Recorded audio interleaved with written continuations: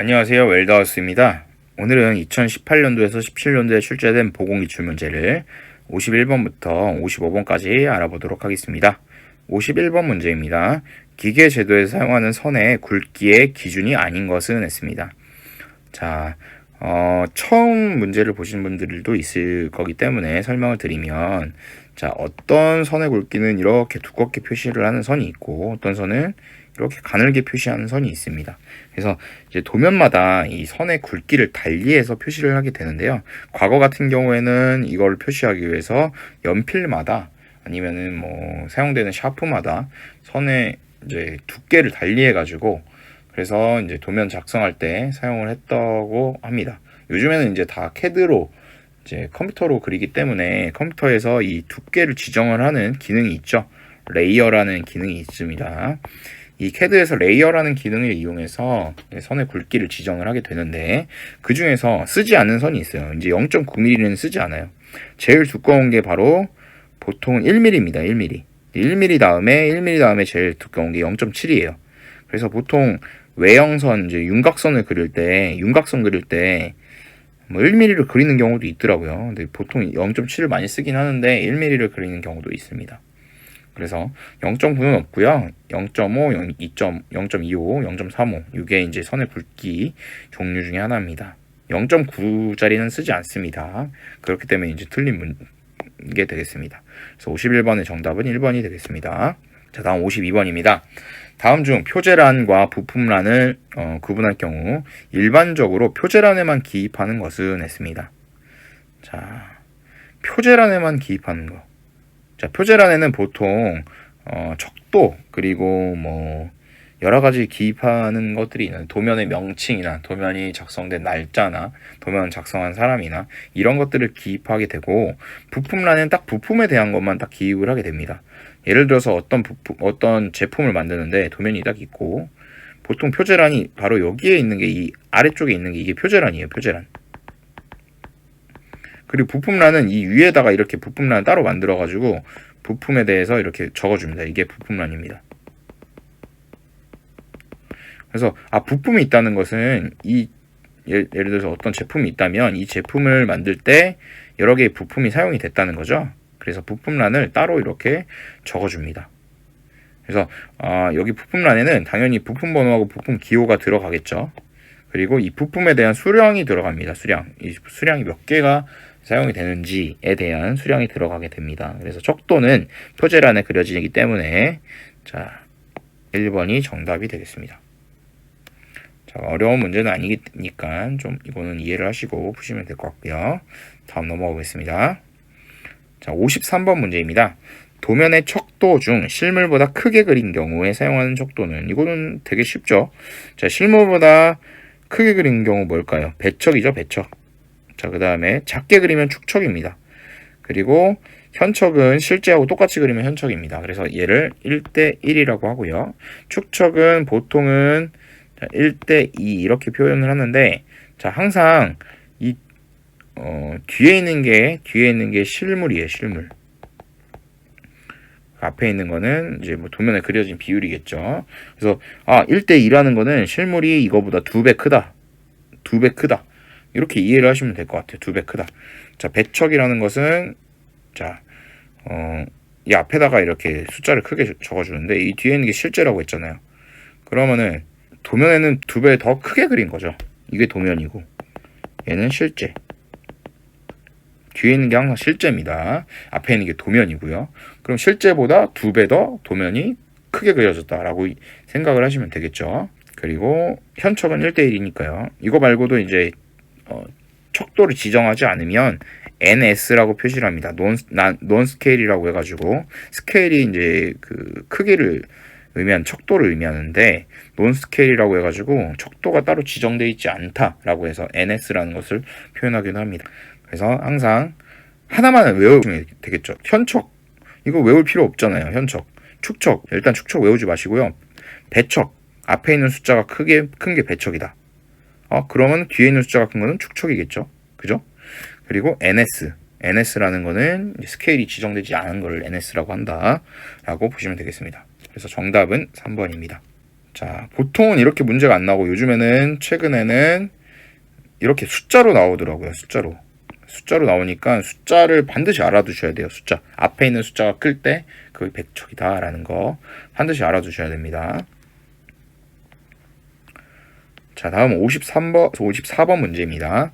다음 중 제3각법의 설명 중 틀린 것은? 자, 1번부터 보겠습니다. 자, 삼각법이라는 거는 일단 삼각법부터 먼저 설명드릴게요.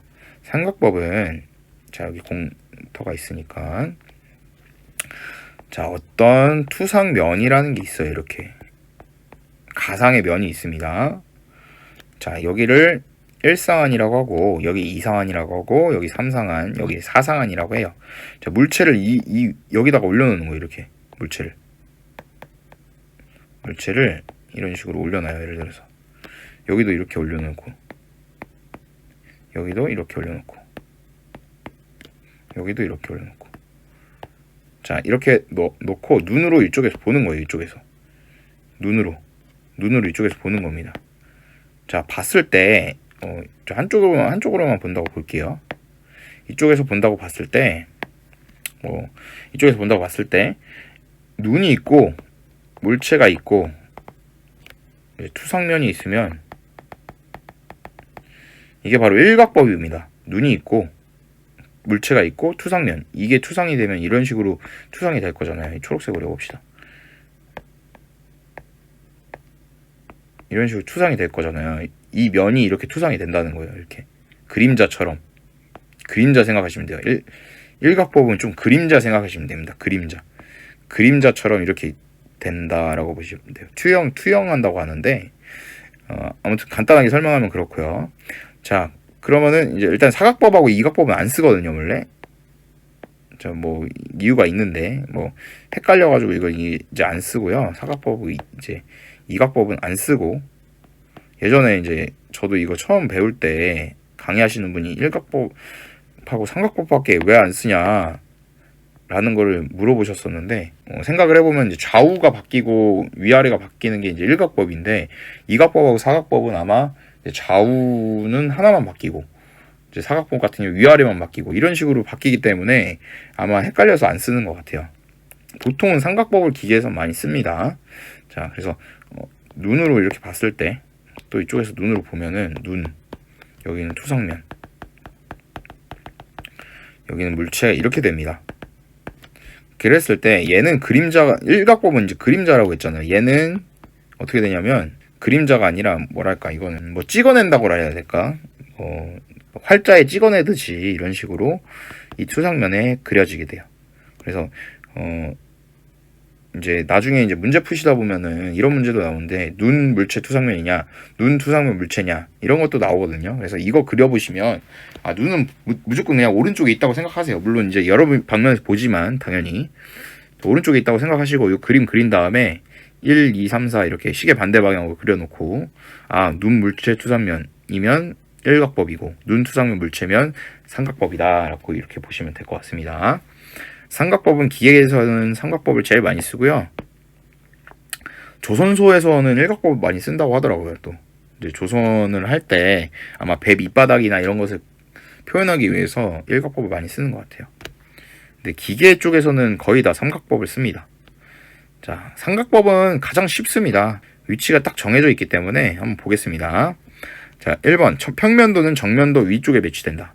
자, 평면도라는 게 바로 위에서 바라본 이제 도면이 평면도예요. 예를 들어서 이제 정면도는 정면에서 바라본 거거든요. 물체를 정면에서 이렇게 물체를 바라봤어요. 이게 정면도라면 평면도는 위에 이렇게 평면도가 그려지고, 자, 우측면도는 당연히 우측에 있습니다. 삼각법이 쉬운 이유가 이것 때문입니다. 우측면도는 우측에 있고 좌측면도는 좌측에 있어요. 평면도라는 건 위에서 바라본 걸 평면도라고 합니다. 그래서 여러분들 지도 있죠, 지도.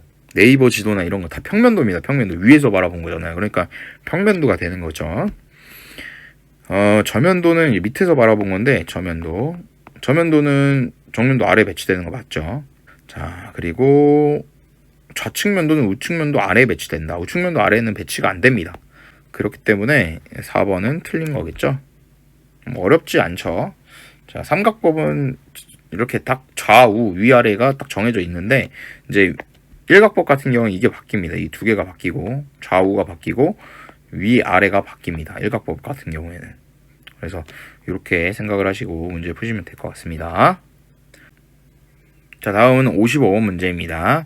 자, 다음 용접 보조 기호 중에서 온둘레 현장 용접을 나타내는 기호는 했습니다. 자, 온둘레라고 하는 건 뭐냐면 간단하게 이 파이프 같은 게 있어요. 이렇게. 물론 파이프 말고도 뭐 사각 파이프도 있을 거고 뭐 여러 가지 쓸 수 있는 상황들이 있겠지만 대표적으로 파이프와 이런 식으로 있어요. 이런 식으로 있을 때 온둘레 용접이 뭐냐면 여기를 이렇게 동그랗게 용접하는 게 온둘레 용접입니다. 원형으로 이렇게 전체를 용접해라. 이게 바로 온둘레 용접입니다. 그래서 기호는 이 동그라미를 씁니다.